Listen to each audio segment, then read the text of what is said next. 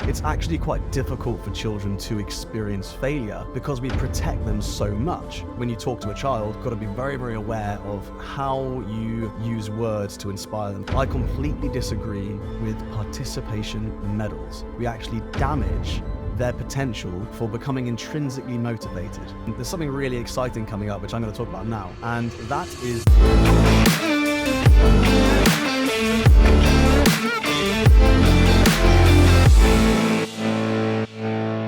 So in today's episode, I wanted to talk about competition and just how the Warrior Academy fosters a competitive spirit in our young students, but also how we approach it with parents. Competition is a massively important part of a child's character development, right? If you look at it, it's essentially teaching a young person how to leave their comfort zone and how to process doing that, but also how to process things like success and failure. We often think that, it's normal for a child to experience success and failure. But I actually think nowadays it's actually quite difficult for children to experience failure because we protect them so much. We actually protect them from ever experiencing failure. A lot of that's down to the educational system. I think a lot of schools in particular are worried about the parent's reaction if a child fails at something, using the terminology failure. Or not winning something. And this is why things like participation medals have all come about. And I think there's something to be said there about making sure that children are looked after, making sure that children do not have their confidence damaged because they experience failure and it's not processed in the right way.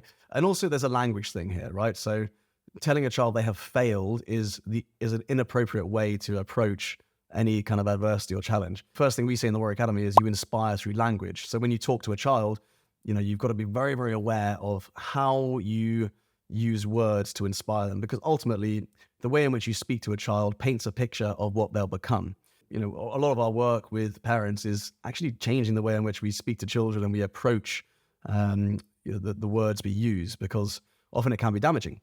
We know that competing from a young age can be really beneficial. It can also be damaging if it's not done in the right way, if your children aren't mentored through it in the right way. First thing I want to talk about is participation medals. It's a hot topic, and I feel like we've got a different approach at the Warrior Academy. I think that most parents, when they come to any competition for young people, they expect their child to walk away with a participation medal.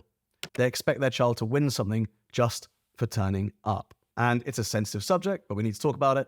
I completely disagree with participation medals. What I agree with is children being rewarded for showing up and for having the courage to compete. But when we start to say to a child, you won a medal, you won a trophy just for showing up, I think we actually damage their potential for becoming intrinsically motivated. And actually what you can then produce is a child who expects to win something whenever they show up. That actually creates a level of entitlement for a child. Instead, what we should be doing is rewarding them for their courage, but still having an element of competition. There still needs to be a separation between everybody else and the winner of whatever the tournament, category, or whatever it is that they were involved in. So at the Warrior Academy, we handle this in a very different way to most people. Every single child who comes to one of our Warrior comps receives a t-shirt. And that t-shirt can be for the Summer Samurai. It can be for the Winter Warrior, or it can be for the nationals or the county level competitions that we run. So every time they come, they get a different type of t-shirt. Every single student does. And in a way, that's a bit like a participation medal, because they get to wear the t-shirt. They have shown the courage to be there and they're walking away with something. We're rewarding the courage element, which is super important. But then what we do is we don't just put lots of students into one big category, so only 1 in 25 win. In fact, we put students into groups of 4. And what this does is it means that 1 in 4 students win a trophy. The most important thing in our competitions is that A, children are in a safe environment and they feel like they can leave their comfort zone with the kind of safety net of the parents around them and the instructors around them, but also that they're part of their Warrior family community.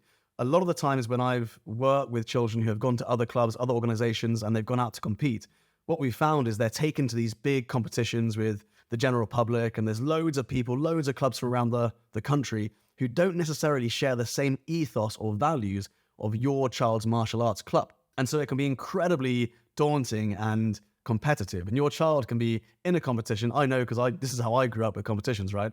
And there can be other parents shouting and screaming, and it can be highly emotive. It's highly emotive anyway for parents in a competition.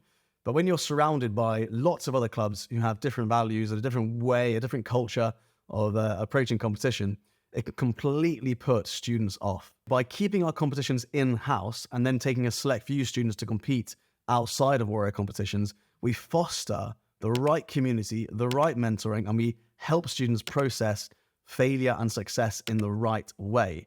So for us, that is the best way to manage competitions. Keep them in-house, where you can manage the culture, you can manage the expectations, you can implement things like a participation t-shirt without damaging the potential for intrinsic motivation to develop by still wanting to achieve the winning trophy. But you can also bring parents together. And this is what we always say about the Warrior Academy, right? Step one of the 4-step warrior method is community. We know that when our children are part of a safe, supportive community, they're more likely to leave their comfort zone and grow. And so for us, that's how we approach our competitions. Over the last 13 years, we have run 3 competitions every single year. So we've run over 30 in-house competitions. Our process, our methodology for developing competitiveness within our students has actually meant that we've produced over 50 national champions in the UK, but also now in other countries as well as Nepal recently. Now, when I look long-term at our warrior competitions, there's something really exciting coming up, which I'm going to talk about now.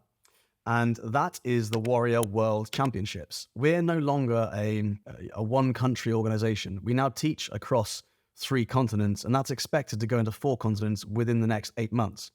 So right now, we've got students training for competitions in the UK, in the UAE, Dubai, and Abu Dhabi, in Kenya, in 3 cities in Kenya, and in Nepal, in 2 to 3 cities in Nepal, as well as launching in Sri Lanka, India, Tunisia, and soon Brazil. So we've got about 4,000 students every single week around the world training for competitions. 2,000 of those students are paying members and 2,000 are on scholarships through the Bates Foundation charity we've set up in order to bring students from developing countries into the Character Development Program so we can give them a hand up in life and help them out on their black belt journey, giving them more of a chance for happiness and success in life. Now, here's the really cool thing that we're working on behind the scenes at the Warrior Academy. We hope that in 2024, we can host the first World Championship, if you like, for the Warrior Academy, which we then expect to do every 2 years. With that, we'll be selecting the best competitors from around the world who train in Warrior Academy competitions. So the top 5 students in the UK, the top 5 students in Sri Lanka, the top 5 students in India, in Nepal, in Kenya. And then what you'll have is students from the UAE and the UK mixing with all these incredible nationalities around the world, all coming together within our in-house competitions with an incredibly high standard. So one of the challenges, of course, of just doing in-house competitions is you want to be able to challenge those who really want to stretch themselves and compete at a very high level. But we're now able to do that because of the sheer volume of students that are going through our sparring program. And I know for the instructors, it's going to be mind-blowing to bring in 5 to 7 different countries and students from all over the world flying in to the UAE to compete at the Warrior Worlds. And hopefully I'll look back on this podcast and, I'll be able to reference it when we do host the Warrior Worlds in less than a year. But that's something really exciting that I wanted to share with you all at home. What can you do as a parent to prepare your child for competition? Well, the first thing is, I think perspective is really important. It's, the age-old saying of, the real winning happens when you compete. It's the participation that counts, and not the trophy isn't the end, the main goal. And that's so true, right? The most important thing is, from my perspective, is gaining experience. And one of the things I always say to the instructors and the students is you earn your losses. It's actually really important not to win, because when you don't win, you figure out you don't know everything and you need to go back to the drawing board and improve. And if it's processed and mentored in the right way, then your child will actually have more energy and more drive to fix the things in their sparring game, let's say, or board breaking game, which need improvement. And it's a process of continual improvement, right? And that's the martial arts journey. You don't just turn up and win everything every single time. I know when I look back, and if you look at the instructors, they'll certainly know as well. When we look back, and many of them are national, European, or world champions, right? So the competition experience our team have is massive. But when they look back, they'll say exactly the same thing. They learnt more from the losses than from the wins. Those losses are so important. So how do you help your child prepare for a competition? The most important thing you can do as a parent is to give them perspective, to really encourage the fact that they are choosing to participate, reinforce the fact that it's the warrior community that they're a part of, and it's just like a normal class, and they get to show off all their skills in front of all their other friends and students and in front of you. But also I'd really focus on not just encouraging them to show off their technique, but encouraging them to show off their character. So encourage them to show off their courage, turning up, encourage them to show off their conduct, coming to the competition with an ironed uniform, belt tight, bowing as they enter the arena, shaking hands with students after each round. And then encourage them to analyze their performance in a really healthy way, where they look for 3 things that they can implement afterwards to improve. So those are the things I would do to encourage your child or to prepare your child for a competition. Let me know in the comments what you think about the Warrior Academy's approach to competing. Have you been to a competition before? What did you think? We're quite different to most organizations out there in the way that we approach this. Remember, our end goal, the most important thing in the Warrior Academy, is giving your child a black belt character. Martial arts is great. Winning trophies is great. Earning belts is great. But nothing compares to the feeling you'll have as a parent when you watch your child grow into this incredible human being with a black belt character, which goes on to serve them for the rest of their life. I hope you enjoyed that episode. If you're watching on YouTube, make sure you subscribe so you can see every single episode that we release every single week. And I look forward to speaking to you all very soon.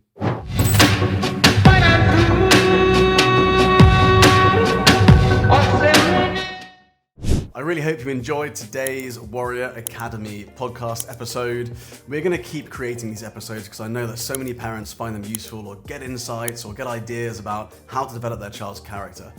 But it all comes down to the 3 C's: confidence, conduct, and concentration.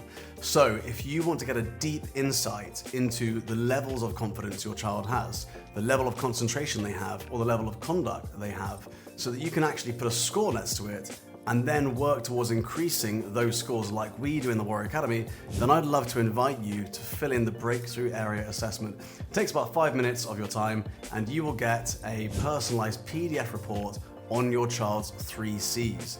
So I really hope you find that useful. It's completely free, and let us know how you find the PDF and the feedback you get from the breakthrough assessment in the comments below.